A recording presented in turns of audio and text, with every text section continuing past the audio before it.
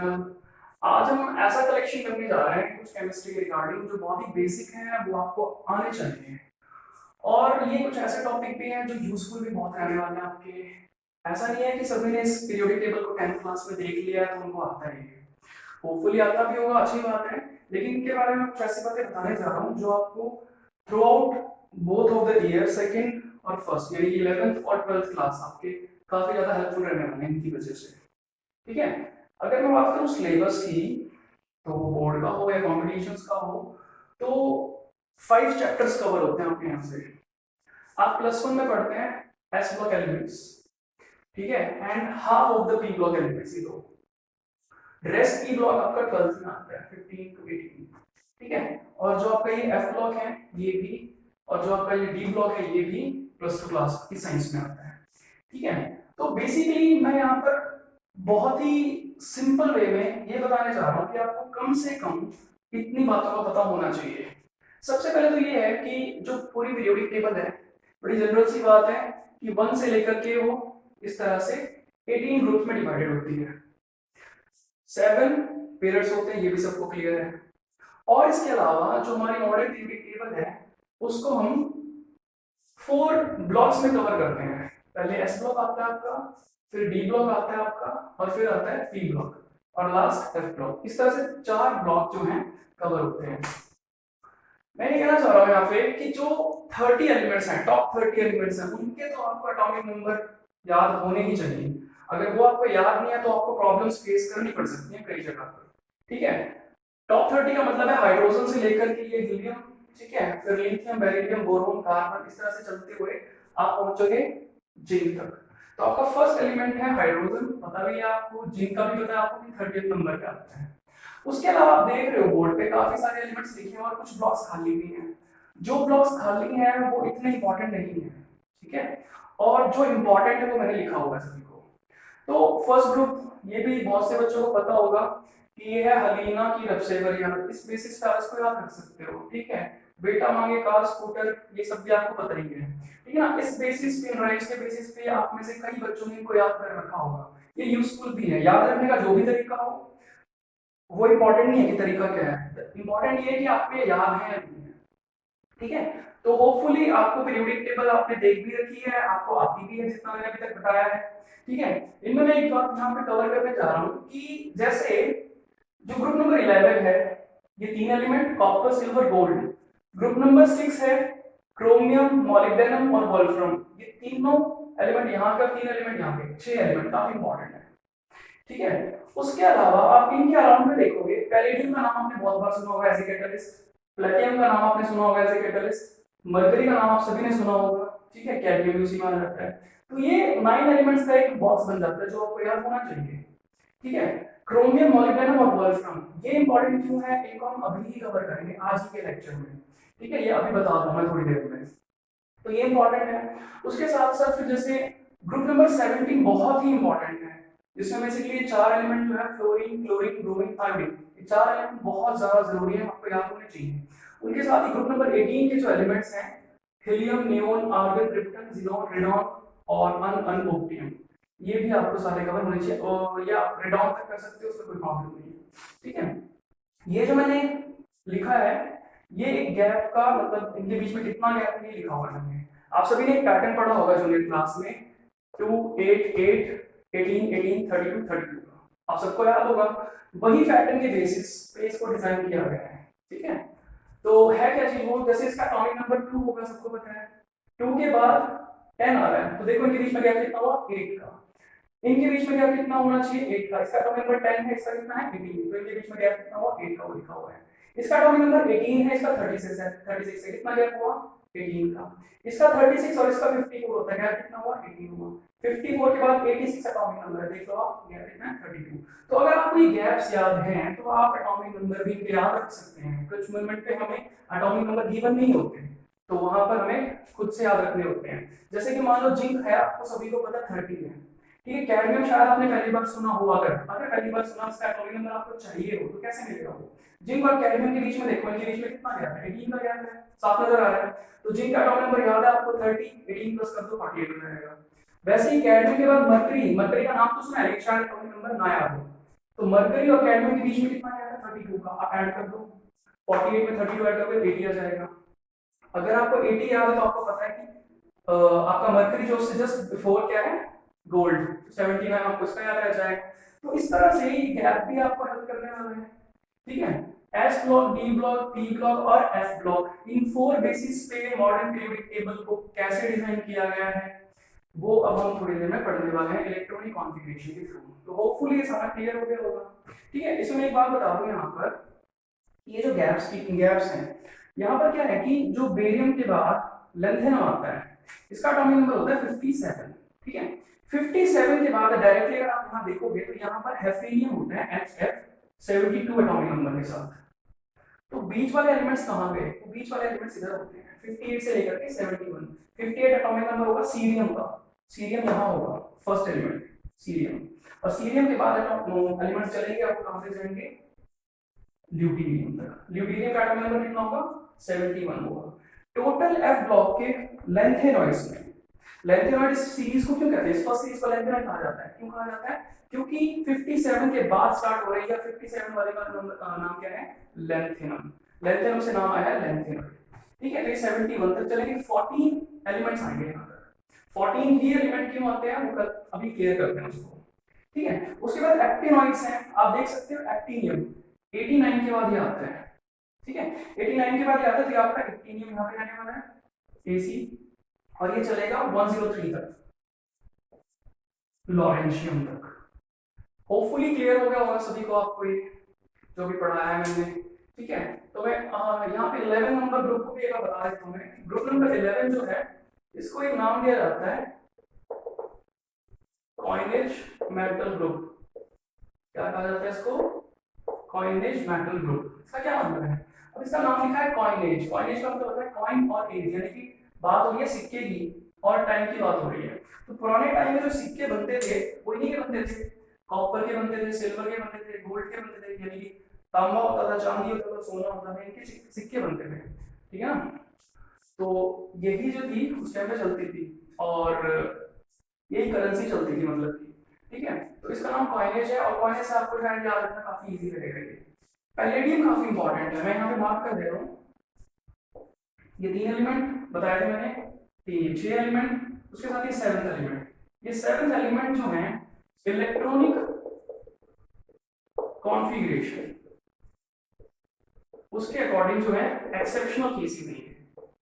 कैसे केस हैं? Exceptional cases.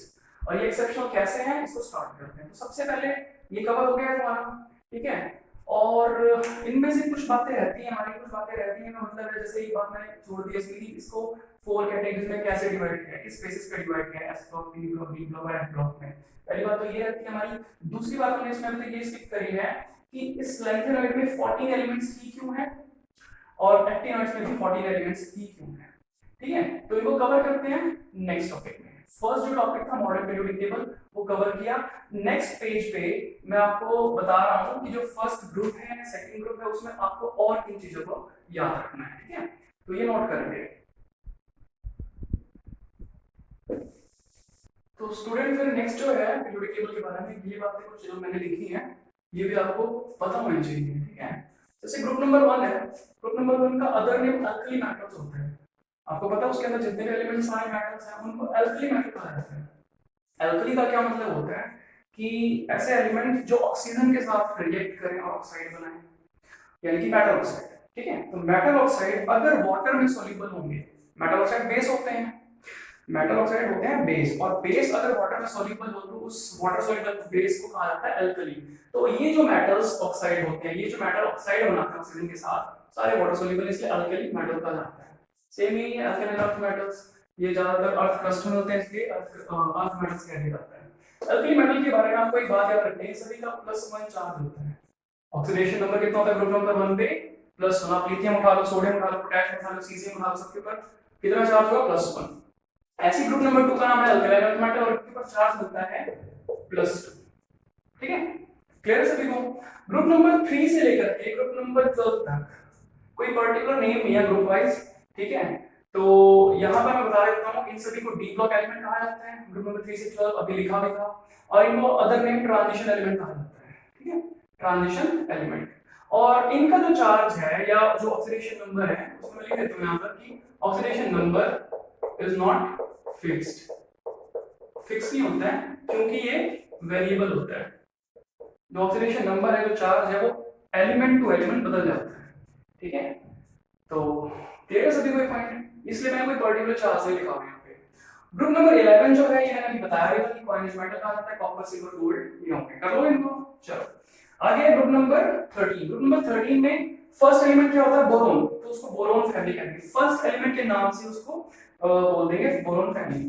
तो जो बोरोन फैमिली है उसके ऊपर चार्ज स्टार्ट होता है +3 से। ठीक है, +3 की चार्ज होता है इस पे एक्चुअली, +3। और उसके बाद जो है आती है कार्बन फैमिली। ग्रुप नंबर 14 जो है इसका नाम दिया जाता है कार्बन फैमिली। और जो इस पे चार्ज रहता है वो याद रखेंगे, ये आएगा -4 टू +4 इंक्लूडिंग 0, 0 भी उसमें रहेगा। ठीक है, तो यहां से वेरिएशन आज शुरू हो जाएगी। ठीक है, फिर उसके बाद ग्रुप नंबर 15 है जिसका फर्स्ट मेंबर है नाइट्रोजन, जिसको नाइट्रोजन फैमिली कह सकते हैं या अदर नेम होते हैं ना नाइट्रोजन्स। ठीक है, नाइट्रोजन से नाम आया नाइट्रोजन्स। और जो इसके ऊपर चार्ज याद रखना है आप सभी को, वो होता है -3 से लेकर के +5 तक। ठीक है, अब ये जो चार्ज है -3 से +5 बोल रहा हूं मैं, यहाँ फिक्स था, यहाँ फिक्स नहीं है। इसका रीजन है, यहाँ पर फिक्स होने का रीजन ये है कि इनके आउटर मोस्ट शेल में जो इलेक्ट्रॉन है वो 1p है। ठीक है, यहाँ पे जो है और भी रीजन होते हैं, स्ट्रक्चर वाइज भी होता है ये सब। ठीक है, यहाँ पर -3 से लेकर +5 तक क्यों वैरी कर रहा है, जैसे जैसे हम डाउन द ग्रुप जाते हैं, नाइट्रोजन फैमिली की बात कर रहा हूँ, तो जो साइज है वो बढ़ता चला जाएगा। साइज बढ़ेगा तो बॉन्ड बनाने की कैपेसिटी भी बढ़ती है, तो उसके अकॉर्डिंग जो है जो ऑक्सीडेशन नंबर है वो वैरी करता है। ठीक है, तो इसलिए -3 से +5 तक जाएगा। ग्रुप नंबर 16 का फर्स्ट मेंबर ऑक्सीजन होगा, उसको ऑक्सीजन फैमिली कहेंगे या अदर नेम है कैल्कोजन्स। कैल्कोजन का मतलब होता है कोरोसिव नेचर। तो जो ग्रुप नंबर 16 के मेंबर्स हैं वो सभी कोरोजन करते हैं, और उस कोरोजन करने की प्रॉपर्टी की वजह से इन सभी को कैल्कोजन कहा जाता है। ठीक है, इनके ऊपर जो ऑक्सीडेशन स्टेट रहेगा या जो इनके ऊपर चार्ज रहेगा वो याद रखोगे -2 से लेकर के +6 तक वैरी करेगा। क्लियर है सभी को, कितना करेगा, +6 तक। उसके बाद आता है ग्रुप नंबर 17। ग्रुप नंबर 17 क्या है, हैलोजन्स, या यहाँ पर पहला मेंबर जो है फ्लोरीन होता है, तो उसको फ्लोरीन फैमिली भी कह सकते हैं, कोई इशू नहीं है उसमें। हैलोजन्स कहा जाता है इसका अदर नेम। अब हैलोजन का क्या मतलब है, हैलोजन का मतलब होता है सॉल्ट फॉर्मेशन करने वाला। अगर आपको हैलोजन्स के मेंबर याद हैं, जो कि होने भी चाहिए, बहुत इंपॉर्टेंट है, क्योंकि हैलोजन्स में आता है फ्लोरीन, क्लोरीन, ब्रोमीन, आयोडीन, वही 4 एलिमेंट जो यहाँ पर लिखे थे, बताया था मैंने कि इंपॉर्टेंट है, ये 4 जरूर याद होने चाहिए।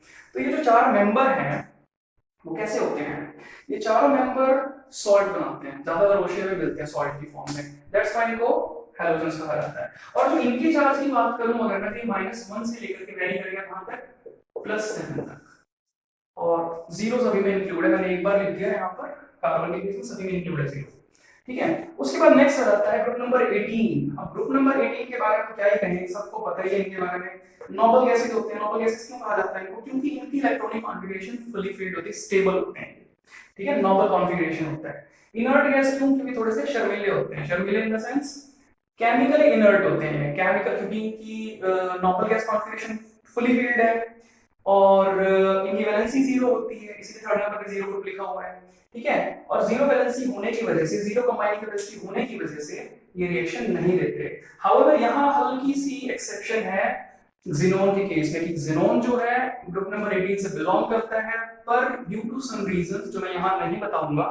ठीक है, ड्यू टू, क्योंकि फिर थोड़ा सा डेप्थ हो जाएगी और अभी हम थोड़ा सा बेसिक्स ही कवर कर रहे हैं। ठीक है, वो नेक्स्ट वीडियो में कभी सिलेबस में आगे बताऊंगा जरूर। ओके, तो इनर्ट वो इसीलिए होते हैं। ठीक है, यहाँ पर एक्सेप्शन आता है ज़ीनोन का। तो होपफुली जो बोर्ड पे लिखा हुआ है सारा क्लियर है, और जो नहीं लिखा हुआ वो भी बता देता हूँ। जो एफ ब्लॉक एलिमेंट्स मैंने यहाँ मेंशन नहीं किया होगा, एफ ब्लॉक एलिमेंट का अदर नेम आ जाता है rare earth metals. F block element का अदर नेम क्या है, रेयर अर्थ मेटल्स। ठीक है, और एक और चीज मैं यहाँ कवर कर देता हूँ, एक टॉपिक है, कई बार 1 मार्क में पूछा जाता है या नहीं भी पूछा जाए तब भी आपको पता होना चाहिए, क्योंकि वो टर्मिनोलॉजी केमिस्ट्री की, और वो है क्या चीज, एक होता है रिप्रेजेंटेटिव एलिमेंट्स। ठीक है, क्या होता है रिप्रेजेंटेटिव एलिमेंट्स। अब रिप्रेजेंटेटिव एलिमेंट क्या है, कोई भी एलिमेंट जो अपने ग्रुप के टॉप पर है, जो अपने ग्रुप को रिप्रेजेंट कर रहा है, जैसे कि ग्रुप नंबर 13 में लिखा हुआ है कि बोरोन फैमिली है वो, कि ग्रुप नंबर 13 का फर्स्ट मेंबर बोरोन है। तो ग्रुप नंबर 13 की आइडेंटिफिकेशन किससे है? बोरोन की वजह से। दैट्स व्हाई उसको हम क्या बोल देते हैं? Representative element. तो जो भी टॉप एलिमेंट होगा उसको रिप्रेजेंटेटिव एलिमेंट कहा जाता है। और रिप्रेजेंटेटिव एलिमेंट बड़े ही इंपॉर्टेंट होते हैं, उनकी जो प्रॉपर्टीज हैं काफी डिफर होती है बाकी के एलिमेंट्स से। ठीक है, तो नेक्स्ट कवर करते हैं नॉमेनक्लेचर के बारे में। एक और टॉपिक है मॉडर्न पीरियोडिक टेबल से रिलेटेड, जो आना चाहिए आप सभी को, बड़ा इजी सा है, तो उसको कवर करते हैं। ठीक है, तो स्टूडेंट्स नेक्स्ट टॉपिक हम कवर कर रहे हैं आईयूपैक नॉमेनक्लेचर। आईयूपैक नॉमेनक्लेचर, अब आपने ये सब 10th क्लास में पढ़ ही रखा है वैसे तो, ये आता है ऑर्गेनिक कंपाउंड्स के रेफरेंस में, बट ऐसा नहीं है। नॉमेनक्लेचर जो कई बार आप पढ़ गए हैं, कोऑर्डिनेशन कंपाउंड्स का अलग नॉमेनक्लेचर सिस्टम होता है, ऑर्गेनिक कंपाउंड्स का अलग नॉमेनक्लेचर सिस्टम होता है। फिलहाल जो मैं पढ़ा रहा हूँ आईयूपैक नॉमेनक्लेचर सिस्टम, ये होता है इसका, मैं पढ़ा रहा हूँ यहाँ पे एलिमेंट्स के लिए। अब ये भी तो देखो दिक्कत वाली बात है ना। अब 10th क्लास की सिलेबस के अकॉर्डिंग अगर आप पढ़े हैं तो आपको सभी को पता है कि वो सबसे पहले कॉपर ने ट्राई आया था उसके टाइम पे, कुछ एलिमेंट 30 अराउंड ऐसे कुछ। फिर न्यूलैंड ने ट्राई किया 56 उसके टाइम में थे, मेंडली के टाइम 63 थे, फिर 114 रहे वो 114 में भी, आज 118 है, कल को और भी बढ़ेंगे। तो ये प्रॉब्लम है इतने सारे नाम को याद रखना। तो इन्होंने मिलकर के एक बड़ा सिंपल सा एक तरीका निकाला है कि एलिमेंट्स का नाम कैसे रख सकते हैं। ठीक है, उसके लिए कुछ नहीं, आपको याद करना, एक सिंपल वर्ड रूट याद करना है, और कुछ भी इसमें रॉकेट साइंस नहीं है। वर्ड रूट क्या है?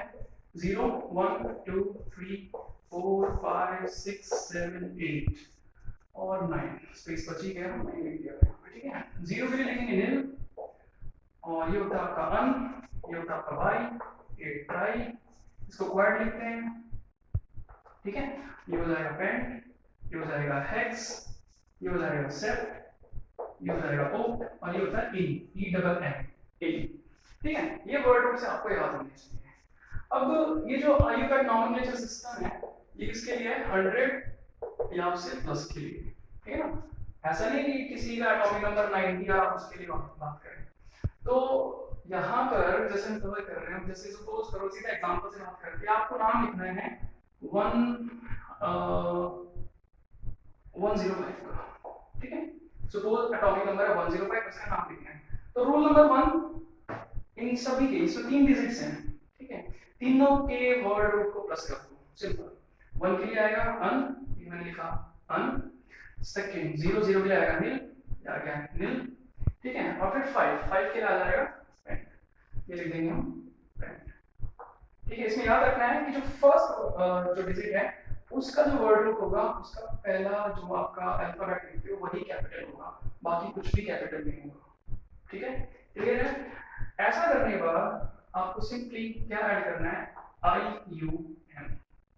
ठीक है, क्या ऐड करना है? आई यू एम। तो फुल नेम जो हो जाएगा इसका हो जाएगा अन नील पेंटियम। ठीक है, ये इसका आईयूपैक नेम हो जाएगा। और अगर इसके सिंबल की बात करें तो सिंबल के लिए आप इस वर्ड रूट का एक लेटर उठा लो, इसका स्टार्ट से है अन, तो यू, इसका फर्स्ट लेटर उठा लो, नील का फर्स्ट लेटर एन। ठीक है, फिर 5 के लिए पेंट वर्ड रूट का इसका फर्स्ट लेटर उठा लो पी, ये यू एन पी इसका सिंबल हो जाएगा। काफी इजी है। ठीक है, इसमें बस एक छोटी सी बात का ध्यान रखना है कि जो वॉवल्स होते हैं उनका रिपीटिशन नहीं होगा। जैसे रिपीटिशन कैसे नहीं हुआ, सपोज आपको 1.2 का लिखना है तो आप लिखोगे अन बाई। ठीक है, अब बाई जो आपने लिखा टू के भाई वो आई, और आई यू तो लगाना ही आपको हर बार, तो ये आई। यहाँ पर वॉवल जो है क्लैश कर रहे हैं, ठीक है ना, रिपीट कर रहे हैं, तो यहाँ पे मैं इसको लिखूंगा अन बाई एम। आपको दो की जगह सिर्फ एक आई यूज करना है, ये छोटी सी बात का ध्यान रखना है आपने, कोई एक्सेप्शन नहीं है, बस एक सिंपल सा टॉपिक है आपका जो कवर हो जाता है। ठीक है, हाँ ऐसा है कि जैसे सपोज करो कि मैं 105 का आपको एलिमेंट नेम ये लिख के दिखा रहा हूँ, बुक में कुछ और हो तो साइंटिफिक नेम है, लेकिन ये आईयूपैक नेम है। अगर आपको साइंटिफिक नेम याद नहीं है 100 के बाद के तो आप ये इजीली लिख सकते हो। ठीक है, क्लियर है सभी को? अब जैसे एक और चीज मैंने कहा वॉवल वहां रिपीट नहीं होगा, तो ये रूल याद रखना है। यहाँ पे एन देखो, एन वॉवल नहीं है, रिपीट कर दिया आपने, कोई दिक्कत नहीं यहाँ पे। ठीक है, तो ये कवर करना है आपने। तो इसमें इसका बेनिफिट क्या है कि आज मीटिंग एलिमेंट है, कल को मान लो और एलिमेंट बढ़ते हैं तो कोई नया नाम नहीं रखा, नया साइंटिफिक नेम तो रखा जाएगा, बट जो भी है उसका नॉर्मल चीजें काफी इजी रहने वाला है। ठीक है। तो कुल मिलाकर के जो नॉर्मल के जो सिस्टम है, इस जो हम इतना सारा मेमोरी फिल करके रखते हैं, वो थोड़ा सा हमारा वर्कलोड कम कर रहा है कुल मिलाकर के, ठीक है। तो क्लियर सभी को ये चीज, ठीक है। तो मॉडर्न पीरियोडिक टेबल के बारे में छोटी छोटी बातें थी वो मैं बता चुका हूँ। एक छोटी सी बात है, वो थोड़ा नोट करेंगे, मुझे पीछे बताना चाहिए था उसको जब इससे पहले टॉपिक कवर किया। आप ये याद रखोगे कि जो फर्स्ट से 92 तक एलिमेंट्स होते हैं, यानी कि पहले 92 एलिमेंट जो है उनको कहा जाता है नेचुरल एलिमेंट। क्या कहा जाता है? Natural element. और 92 के बाद वाले एलिमेंट को कहा जाता है ट्रांसयूरेनिक। क्या कहा जाता है? ट्रांसयूरेनिक एलिमेंट। अभी ट्रांसयूरेनिक एलिमेंट क्यों कहा जाता है? क्योंकि 92 है, 92 एटॉमिक नंबर है यूरेनियम का। और सभी को पता ही है कि यूरेनियम जो है एक रेडियो एक्टिव एलिमेंट होता है, और इसके बाद वाले एलिमेंट ज्यादातर जो है रेडियो को ट्रांसयूरेनिक एलिमेंट बोलते हैं, 92 के बाद, यानी कि यूरेनियम के बाद वाले, ठीक है। तो ये कवर करना सभी, ठीक है। उसके बाद फिर मैं अब बताने जा रहा हूँ आपको filling of electrons, place of electron की जो इलेक्ट्रॉन है वो एटम के अंदर कहाँ पर होता है एक्चुअल में, ठीक है। और फिर हम सीखेंगे कि how to fill electronic configuration, ठीक है। इलेक्ट्रॉनिक कॉन्फ़िगरेशन सीखेंगे, हमारा नेक्स्ट टॉपिक पे होगा, ठीक है। ओके स्टूडेंट्स, तो फिर नेक्स्ट जो टॉपिक हम कवर कर रहे हैं वो करेंगे कि जो इलेक्ट्रॉन है उसकी एग्जैक्ट पोजीशन क्या होती है, एग्जैक्ट लोकेशन क्या होती है with in the atom, okay. तो इसमें कुछ पॉइंट्स है, 4 पॉइंट्स के बेसिस पे करेंगे इसको। तो फर्स्ट पॉइंट है उसमें ये प्रॉब्लम है कि जो एटम होता है, एटम के अंदर सबको पता है कि न्यूक्लियस तो होता ही, पर हम उसका काम नहीं है क्योंकि हम बात कर रहे हैं इलेक्ट्रॉन्स के बारे में। तो न्यूक्लियस को लीव करते हैं, बात करते हैं एटम्स के अंदर होता है शेल, ठीक है। अब जो शेल है उस शेल के अंदर क्या होता है? सब शेल, और छोटे छोटे शेल बने होते हैं, और जो सब शेल है उसके अंदर क्या होता है? ऑर्बिटल्स, और उस ऑर्बिटल के अंदर होते हैं इलेक्ट्रॉन्स। क्लियर है सभी को? ये सीक्वेंस याद होना जरूरी है। जो एटम होगा, एटम के अंदर होते हैं शेल, शेल के अंदर होते हैं सब शेल, और सब शेल के अंदर होते हैं ऑर्बिटल्स, और ऑर्बिटल्स के अंदर होता है इलेक्ट्रॉन। क्लियर है सभी को? तो जो शेल है सबको पता है कि जो k है, l है, m है और n शेल है, इनको हम शेल कहते हैं। सब शेल कौन से होते हैं? वो होते हैं s sub shell, p sub shell, d sub shell और f सब शेल, ठीक है। ऑर्बिटल का स्पेसिफिकली इस तरह से कोई नेम नहीं होता, वैसे तो आइडेंटिफिकेशन जरूर होती है इसकी, लेकिन इसको हम पढ़ेंगे क्वांटम नंबर्स में, ठीक है। जब सेकंड चैप्टर स्टार्ट करेंगे, सेकंड चैप्टर की सीरीज में आएगा quantum number, one of the most important topic, ठीक है ना। तो लॉजिकल टॉपिक, इन सभी बातों को जो मैं बताने जा रहा हूँ, सभी बातों का एग्जैक्ट लॉजिक वहीं से आता है। जिनको क्वांटम नंबर आता है, जो पढ़ चुके हैं, वीडियो देख रहे हैं, उनको क्लियर हो गया होगा कि मैं क्या करने जा रहा हूँ, ठीक है। और जो मैं कर रहा हूँ वो कैसे है वो भी क्लियर होगा। और जिन्होंने क्वांटम नंबर नहीं पढ़ा है, तो एग्जैक्टली सिर्फ इतना समझ सकते हैं कि एटम के अंदर शेल, सब शेल, ऑर्बिटल और फिर इलेक्ट्रॉन कैसे आता है उसको हम पढ़ेंगे क्वांटम नंबर्स में, ठीक है। तो ये क्लियर है सभी को? ओके। यहाँ पर एक नोट याद रखने की बात है, नोट ये है कि जो आपके ऑर्बिटल्स होते हैं, N orbital maximum contain 2 electrons. Clear सभी को? मैक्सिमम इलेक्ट्रॉन्स कितने हो सकते हैं? 2। पॉइंट नंबर 2 देखो, इसमें क्या याद रखना है आपको? पॉइंट नंबर 2 में याद रखना है कि जो आपका s सबशेल है, s सबशेल के अंदर टोटल कितने ऑर्बिटल होते हैं? Only 1 orbital. कितने ऑर्बिटल? 1 ऑर्बिटल। तो टोटल इलेक्ट्रॉन कितने होंगे? 2 इलेक्ट्रॉन मैक्सिमम s सबशेल के अंदर। p सबशेल जो आता है आपका, p सबशेल के अंदर कितने ऑर्बिटल्स होते हैं? 3 ऑर्बिटल्स। 3 ऑर्बिटल्स, तो इसका मतलब टोटल इलेक्ट्रॉन्स मैक्सिमम कितने हो सकते हैं? 6। ये मैक्सिमम वैल्यू लिख रहा हूं मैं, ऐसा नहीं है कि s के अंदर 2 नहीं होंगे, 2 से कम 1 भी हो सकता है, पर 3 नहीं हो सकते। ऐसे इसमें 6 से ऊपर 7 नहीं होंगे, 6 से नीचे नीचे होंगे, ठीक है। उसके बाद आता है d सबशेल। जो d सबशेल है, उस d सबशेल के अंदर क्या होगा? टोटल 5 ऑर्बिटल्स होते हैं, 5 ऑर्बिटल्स होंगे इसके अंदर, और मैक्सिमम इलेक्ट्रॉन कितने हो जाएंगे? आपको पता है ना, एक ऑर्बिटल में 2 में तो 2, 3 से 2 6 आया, तो 5 से 2 कितना आएगा? 10 इलेक्ट्रॉन्स आएगा। और नेक्स्ट आपका है f ब्लॉक, या सॉरी f सबशेल। ब्लॉक करवाया था, ब्लॉक ही याद आएगा मुझे, तो f सबशेल। तो f सबशेल के अंदर टोटल 7 ऑर्बिटल्स होते हैं, और ये जो 7 ऑर्बिटल्स हैं इसमें कितने इलेक्ट्रॉन होने वाले हैं बताओ फटाफट से? बिल्कुल ठीक, 14 इलेक्ट्रॉन्स होंगे, ठीक है। सभी ने आइडिया लगा लिया होगा। ओके, तो मैंने अभी क्वांटम नंबर का नाम दिया था। जिन्होंने पढ़ रखा उनको तो पता है कि वैल्यूज कैसे आएंगी, जिन्होंने नहीं पढ़ रखा उनको हम पढ़ाएंगे स्ट्रक्चर ऑफ एटम के अंदर क्वांटम नंबर्स में। फिलहाल ये बात आपको याद रखनी है कि वन ऑर्बिटल होते हैं 2 इलेक्ट्रॉन। वन ही क्यों होता है वो हम पढ़ेंगे कहां पर, क्वांटम नंबर में। एटलीस्ट जिन्होंने क्वांटम नंबर नहीं पढ़ा उनको ये तो पता चल गया कि क्वांटम नंबर का कोई टॉपिक है और वो टॉपिक इंपॉर्टेंट है, बार बार उसी का नाम आ रहा है। ठीक है, तो चलते हैं आगे। ये चीज क्लियर है?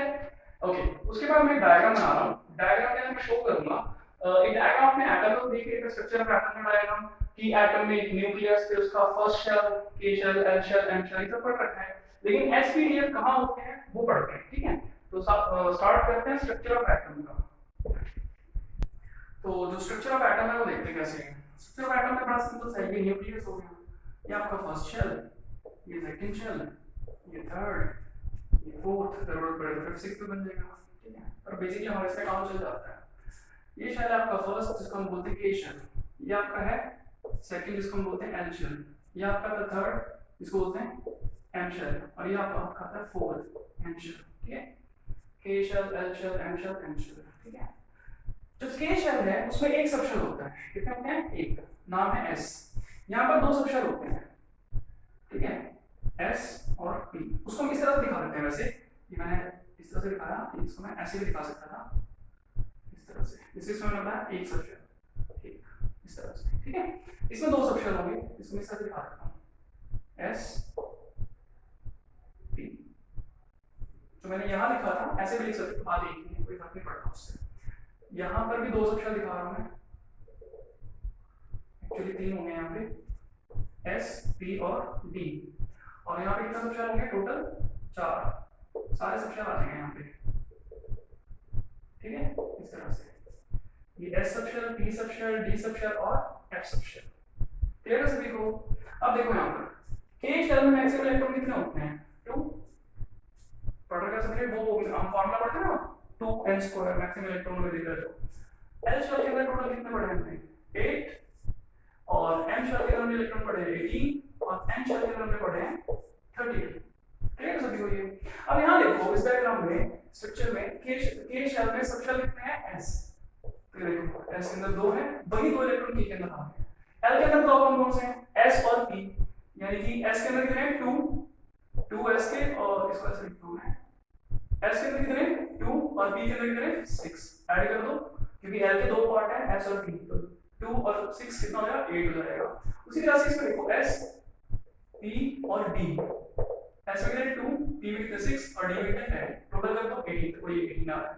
उसी तरह से इसमें कितना आ रहा है, एन के अंदर एसपीडीएफ चारों आ रहे हैं, तो एस में 2, पी में कितना आएंगे 6 और डी में आएंगे 10 और एफ में कितना आएंगे 14।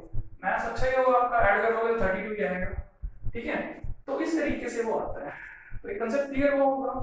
ठीक है, और इलेक्ट्रॉन्स की तरीका क्या है। अब हम अपने मेन टॉपिक पे आते हैं, इलेक्ट्रॉनिक कॉन्फ़िगरेशन। ठीक है, वो भी मेनली स्ट्रक्चर ऑफ एटम में आता है, पर मेरा मानना ये है कि ये इतना इजी टॉपिक है कि हमें वहां जाने की जरूरत नहीं, इसको कवर कर सकते हैं, और इसको कवर करने के बाद हम पीरियोडिक टेबल को काफी हद तक समझ सकते हैं। ठीक है, तो वीडियो लंबी नहीं करेंगे, जो नेक्स्ट है इलेक्ट्रॉनिक कॉन्फ़िगरेशन वो नेक्स्ट में पढ़ाता हूँ, यहाँ तक बस करना है आपको। ठीक है, थैंक यू।